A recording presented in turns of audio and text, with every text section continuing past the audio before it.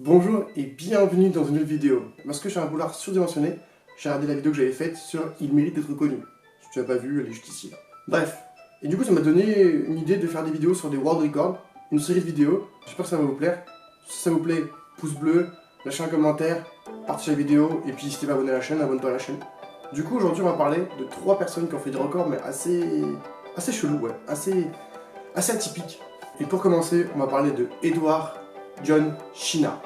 À ne pas confondre avec John Cena. Pardon. Je me suis dit qu'il fallait faire cette blague-là. Bref. Edward John China, c'est ce type-là. Je suis sûr que certains le connaissent déjà parce qu'il a participé à des émissions comme Top Gear, des émissions sur la mécanique. Alors son record, c'est quoi? Est-ce qu'il a fait la voiture la plus rapide du monde? Non, t'inquiète pas, c'est pas ça. Ce mec-là, il a construit les meubles les plus rapides du monde.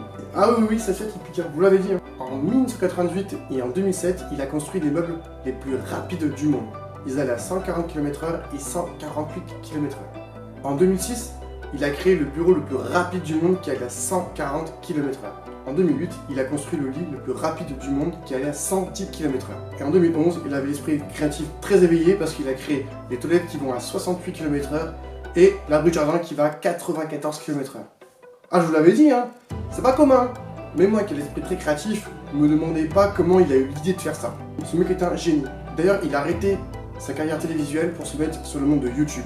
D'ailleurs, je mettrai sa chaîne en description ici. Je regarde un petit peu ses vidéos, c'est vraiment intéressant. Bon, c'est un peu en anglais, les mecs sont pas bilingues là.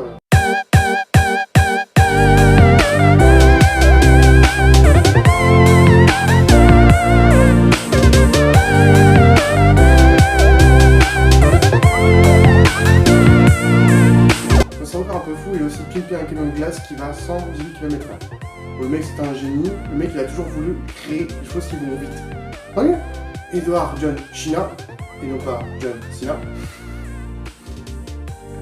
Aujourd'hui il a 50 ans. Il a décidé de continuer dans cette voie-là, à de créer des choses toujours plus folles, toujours plus loufoques. Autre personnage, toujours en parlant de vitesse, cette fois-ci on va parler de GeForce. Alors GeForce qui c'est? En fait c'est un Britannique qui s'appelle Graham X. Ce mec-là, il a établi un record du monde de vitesse en quad. Enfin, plusieurs records du monde. Bon, jusqu'à là, tu dis c'est cool. Mais la pépite de chocolat dans le pitch, c'est que ce mec-là est aveugle et sourd. Il est devenu aveugle juste après sa naissance. Il est atteint d'une dégénérescence du nerf optique.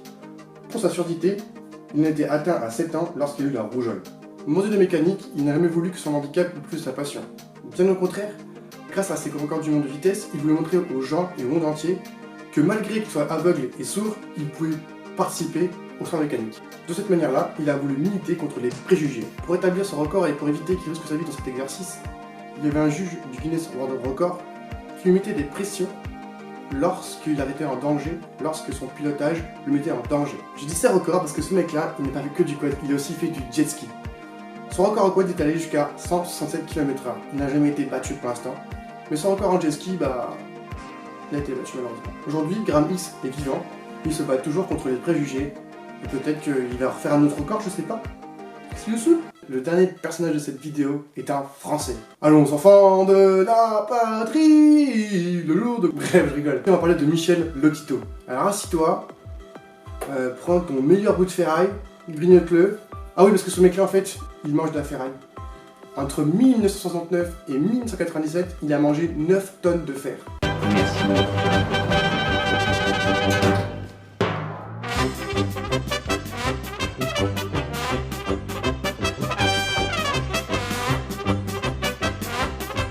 Ouais, parce qu'apparemment, manger des brocolis, ça lui donne des remontées gastriques et des flatulences. Alors moi c'est pareil, hein. Moi les légumes j'en mange et ça me donne des flatulences, c'est pas pour ça que je me mets à manger de la ferraille. Bref, ce mec-là est hors norme. Entre 1970 et 1997, le mec a mangé 15 caddies, 18 vélos, 3 WC, 2 lits, un cercueil et un avion. Bref, c'est incroyable, c'est tout. Selon les scientifiques, Michel Lotito a un estomac incroyable. Pourquoi? Parce que si son cerveau lui demande de manger de la ferraille, son estomac va tout simplement sécréter une enzyme plus importante et plus acide pour qu'il digère la ferraille mangée. Du coup, ce mec-là, il peut digérer du fer, du verre. Ce talent n'a jamais été retrouvé. C'était le seul à pouvoir faire ça. Et vous, imaginez, vous avez une capacité incroyable. Qu'est-ce que vous faites? Dites-moi en commentaire. En tout cas, lui, il en a fait son gagne-pain et il a fait du spectacle. Et c'est que lui, il lui a appris quand il avait l'âge de 9 ans, où il s'est dit, bah tiens, je vais manger un bout de ferraille. Et il a vu qu'il pouvait digérer la ferraille. D'après le psychologue, Michel Lotito a un comportement tout à fait normal, même s'il est hors norme. Et durant son régime entre 1970 et 1987, les médecins ont été plusieurs fois inquiets et ont fait des diagnostics pour regarder son estomac s'il n'y a pas d'hémorragie interne. Et au final, il n'en a jamais eu, parce que la paroi de son estomac est 2 fois plus supérieure que la moyenne. Voilà. Malgré tout, Michel Lotito est mort jeune, il est mort à l'âge de 57 ans, et il est mort tout à fait d'une manière naturelle. Et voilà, c'est déjà la fin de cette vidéo. Elles ont été courtes mais intenses, je trouvais. Enfin, j'avais bien aimé, hein, je sais pas. Ouais. C'est comme pour le sexe, hein, quand tu fais du sexe, c'est court et intense. Non, pas vous. Ah. Voilà, si t'as aimé cette vidéo, je te poser un pouce bleu, sans commenter, alors encore que je pourrais parler la prochaine fois. Et puis si t'es pas abonné à la chaîne, bah... Sur ce, à la prochaine.